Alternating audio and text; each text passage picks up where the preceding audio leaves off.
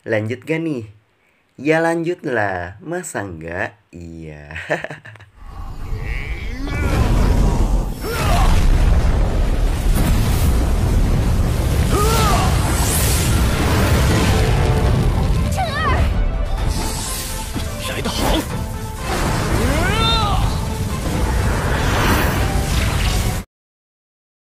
Assalamualaikum sekuat Capruk dimanapun kalian berada. Kembali lagi bersama gua Dwi di Capruk Film. Ya, by the way, semoga kalian selalu sehat, lancar rezekinya, dan jangan lupa sedekahnya. Dan seperti biasa tanpa ngoceh ngidul ngaler ngidul, kita masuk ke Indomie, Indomie seleraku, Indomie dari dan bagi Indonesia. Persembahan. Ketika sudah mengalahkan Putri Lingsan, Qin Chen pergi beristirahat. Dilanjut dengan pertandingan selanjutnya, yaitu Li Qingpeng dan Wang Qiming. 那你就试试吧。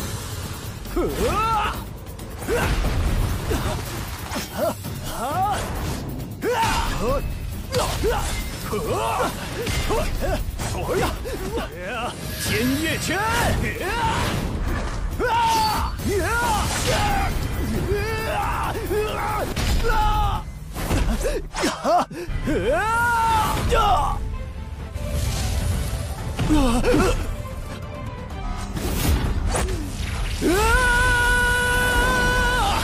绝风一刀！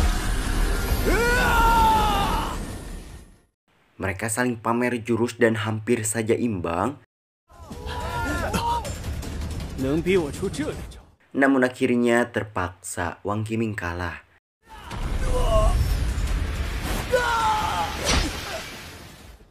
Tapi itu tidak membuatnya mundur. Bagus nih, masa depannya cerah. Dan tibalah pertarungan di mana Qin Chen dan Li Qingpeng yang akan mengakhiri ujian akhir ini. Siapa yang bakalan menang? Ya udahlah, lanjut. Seperti biasa sebelum bertarung, masih keburu merosting dulu nih sob. Pertarungan pun dimulai. 惊鸿！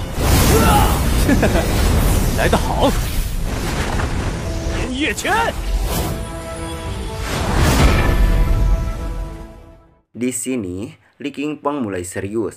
Ia membuka jubahnya karena sudah merasa gerah panas harudang.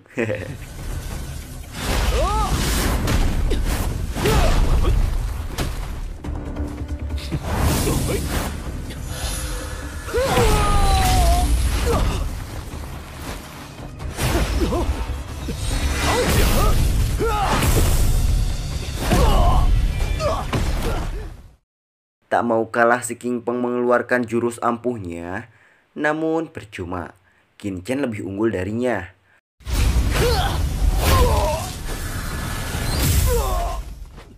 Lord Ling Wuxi Dewa Perang juga berkata bahwa di balik terlihatnya pertarungan yang seakan-akan seimbang ini, Qin Chen lah yang paling sempurna dan kuat. 这秦晨哪里是废物啊，分明是个怪物啊！ Qingpeng yang marah mendengar omongan-omongan mereka, ia mengeluarkan bloodline dan kekuatan Qi turunan dari keluarganya. Namun Qin Chen mengalahkan Qingpeng dengan santai dan mematahkan jurus kuatnya dengan santuy super santuy.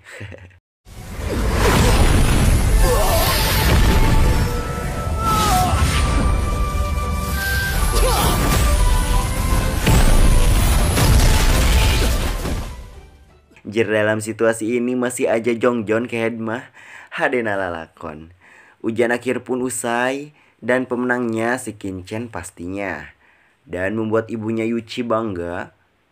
Bentar. Ini mah kayak lomba anjir, bukan ujian. Dah lah. Singkat cerita juara-juara sudah diberi hadiahnya, masing-masing sesuai peringkatnya nih. Asli kayak lomba makan kerupuk aja nih. Namun Qin Chen yang merasa lebih butuh uang daripada hadiahnya itu, ia meminta menukarkannya dengan uang koin saja. Lumayan nih, 100.000 koin perak. Kemudian setelah itu Lord Lingwu juga memberi mereka hadiah yang memang sangat menggiurkan. 至于1到4名的奖励是进入血灵池洗礼的机会。什么？我没听错吧？ Sontak mereka menerima tawaran untuk ikut serta dalam perlombaan di 5 negara besar yang memang sangat terbatas. Dan yang paling menariknya, mereka bisa memasuki kolam roh darah yang dimana tempat tersebut bisa meningkatkan kekuatan fisik maupun kultivasi. Di sana Qin Chen pergi menemui ibunya terlebih dulu. Tak lama kemudian datanglah Grandmaster Liang yang sangat menghormati Qin Chen dan membuat ibunya terheran-heran. Lalu datang juga Ling San dan ayahnya yang terlihat seperti berniat untuk menjodohkan mereka. 你们两个年纪相仿，应该会有。 Xin beralih kepada Qin Pen yang sudah tidak berdaya dan terlihat masih saja ibunya Lady Zhao iri dengki terhadap Qin Chen yang sudah memenangkan ujian akhir itu. Ternyata ada rencana jahat lagi. Lady Zhao berniat membunuh Qin Chen dan ibunya nih. Namun rencana itu diketahui oleh suami Lady Zhao sendiri. Jelas ia dimarahi. Mana lagi keluarga Qin sekarang dalam masalah besar yang ditimbulkannya di ujian kemarin. Dan Kaisar Kerajaan Qi sudah mengetahuinya dan akan segera menindaklanjuti kasus keluarga Qin. Di sisi lain, ketika Qin Chen yang sudah selesai mengasah ilmunya lagi, ia berbincang dengan ibunya tentang masa kecil Qin Chen yang kurang menyenangkan. Asli nih ibu sama anak kayak seumuran aja ya. Sesudahnya mereka berbincang, ibunya keluar. 好了，娘就不打扰你休息了，你早点休息。 Lalu datanglah kelompok Qin Yong yang disuruh Lady Zhao untuk mencelakakan mereka. Di dalam rumah, Qin Chen bertapak dan mendapati ada pedang dengan aura sangat kuat. Qin Chen pun pingsan setelah bloodline miliknya menyerap kekuatan pedang kuno itu.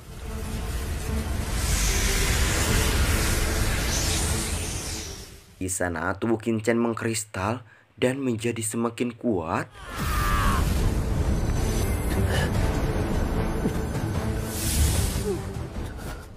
Qin Chen yang energinya semakin kuat, ia merasakan kedatangan seseorang dan menyelidikinya tanpa mereka sadari nih sob.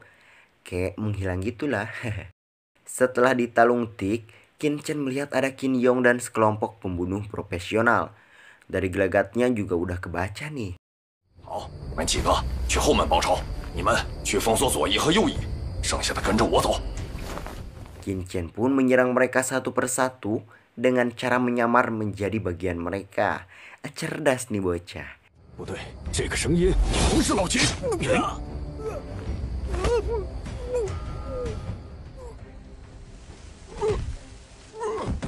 Sampai akhirnya mereka menyadari bahwa ia bukan anggotanya. Pertarungan pun tak terelakkan. 你不是影期，必须先干掉一个。精神冲击！ Qin Yong mulai bertarung dengan Qin Chen.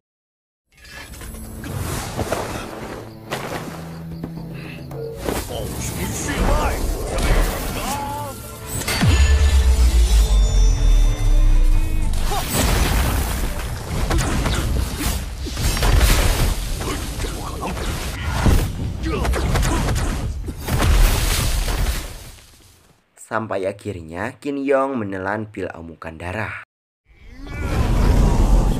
是3品弹药。雷霆血脉。 Tak lama kemudian datanglah wakil komandan penjaga kota bernama Juoli membantunya.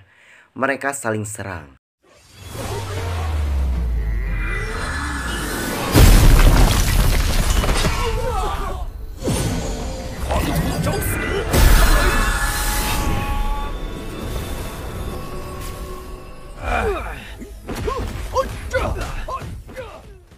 Sementara itu, Qin Chen berpikir matang-matang, lalu ia memberitahu Zhou Li untuk menyerang tulang rusuk kirinya. Tentu cara ini sangat membantunya. Qin Yong yang akan melarikan diri kembali diserang Qin Chen Isob dengan jurusnya Trumbogo lagi nih, yang menjadikan Qin Yong menjadi seperti Jair Kasaatan. Dan jelas ia pun modar. Seusainya pertarungan, Qin berterima kasih kepada Juoli dan menawarkan membuatkannya obat untuk mengobati meridiannya yang sudah lama rusak. Bisa-bisanya nih anak tahu penyakit orang. Lalu ibunya bangun dan mengetahui bahwa mereka akan dicelakakan lagi oleh Lady Zhao, menjadikan Yuqi sangat-sangat khawatir. Di lain tempat, Lady Zhao dan Qin Pen yang menunggu kabar kematian Yuqi dan Qin Chen, mereka kecewa karena mereka melihat jasad Qin Yong berkuk lutut dalam keadaan mati. Perbuatan ini dilakukan Qin Chen agar mereka jera, tentu membuat keluarga Qin kebingungan, mengingat besok akan diadakan sidang. Esok harinya Lin Tian datang ke rumahnya dan menjelaskan bahwa keluarga Qin sedang ada masalah besar dengan kaisar. Namun singkat cerita, Qin Chen mengajak Lin Tian ke aula harta karun untuk melihat-lihat senjata dan membelinya. Namun di sini Qin Chen belum menemukan senjata yang pas dengannya. Sampai akhirnya manajernya datang dan marah. 给我将这2个少年拖出去，扔到门口。如果敢反抗，就给我打断他们的双腿。这不是天星学院这一次年末大考的冠军金晨吗？ Namun di sini ia terpatahkan dan jadi bersikap baik, dikarenakan baru menyadari bahwa ia adalah Qin Chen, si pemenang ujian akhir. Acie. Di sisi lain Qin Peng juga datang ke aula harta karun bersama temannya untuk berjuri di sana. Dan mereka juga pelamar Nona Yan Ruyu. By the way, doi ini termasuk dari 4 wanita tercantik di anggota kerajaan loh. Namun si Qin Chen tidak terlalu memperdulikannya dan lebih memilih melihat senjata terkuat lagi. 一般般吧，冰属性的长剑也并不是适合我。 Merasa tidak ada yang cocok dengannya, jadinya ia membeli obat herbal dan tidak henti Qin Chen diolok-olok oleh teman-teman si Qin Peng. 晨会38000。要是能拿出钱来，我把这桌子吃下去。 Singkat waktu, Qin Chen membalikan keadaan dan mempermalukan Gezhou yang dari tadi mencela Qin Chen. 葛兄作为一个正人君子，怎么看也不像是那种畜生不如的人，你说是吧？ Lin Tian yang melihat perjudiannya dimulai, ia tergoda dan ingin mencobanya dengan modal keberuntungan. 就这块了。我葛公子太牛了。 Di sini Gezhou yang beruntung ia mendapatkan giok yang mahal, lalu memberikan batu itu kepada Ruyu secara cuma-cuma. Anjir, caper amat nih orang. Yang lainnya pun mulai membawa artefaknya dengan harapan bisa memenangkan benda yang lebih mahal nih sob. Mantap nih, tapi bersambung dulu ya. Oke, squad Capruk dimanapun kalian berada, jangan lupa ngopi, jangan lupa bahagia. Dan yang paling penting jangan lupa di like, di komen, di subscribe. Dan mohon maaf masih banyak kekurangannya. See you next video. Bye-bye.